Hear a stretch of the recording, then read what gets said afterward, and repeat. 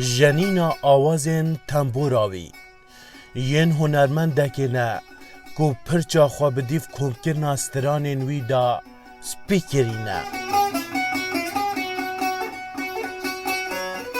او جی باب مهوانیه ایک جی شیدان دنگ هنرمند محمد عارف جزیریه کو نزیکی 65 سالایه پشککا جورا خوا بو هلگرتنا برهمین وی ترخان کریه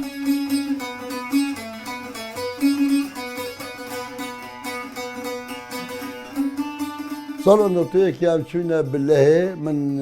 شيخة محمد عارفي بالتأكيد يمكن تاليسي دا من قال خبري يديجي ممكن حديقة دا بالعرض كلون محامي تغليف كرن هنا محمد عارفي قلت بابا بس انا بارت هنا تأينا قال خو مرا مكتبري خب دي خال ابا دنج محمد عارفي جزيرية ابا چند دیگه هم سالا چند دیگه مسجل کنیم ابا صلاة هفته که درکتن من 12 کرین مسجلک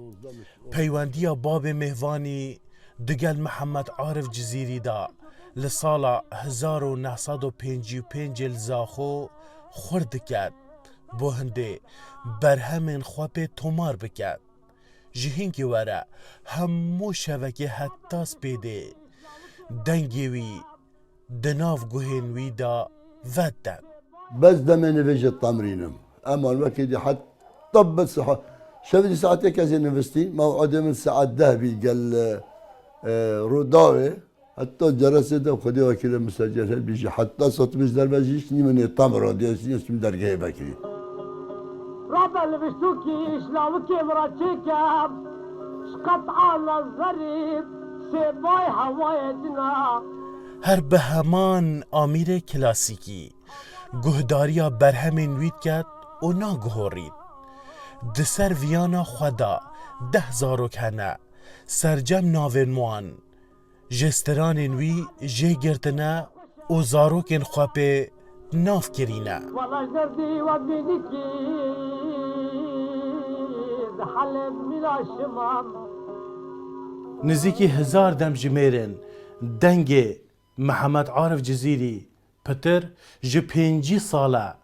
دناف مالا خدا کم کریه و نزیکی 30 دم جمیران جوان اوه ین که حتی نوکه کسی گهله نبوین و دنوکه دا واسیت بو کره خواه کریه پشتی مرناوی اوان برهمان بپارزن و جه کره جی بو نوی واسیت کریه بو قوناغا دیو دا همان برهمان بپارزن راستی که گوتا بابا کلیم رحمه الحمیه گهداریا سربورا پاراستنا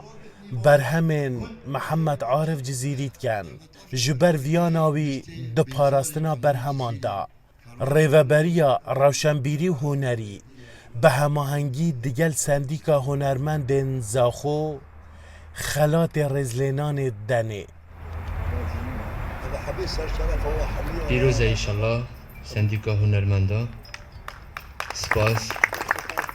ویجاوی زمانی ایجاد بودن اول مطربن شرم دیدن بس بو بنمالا خستراند بودن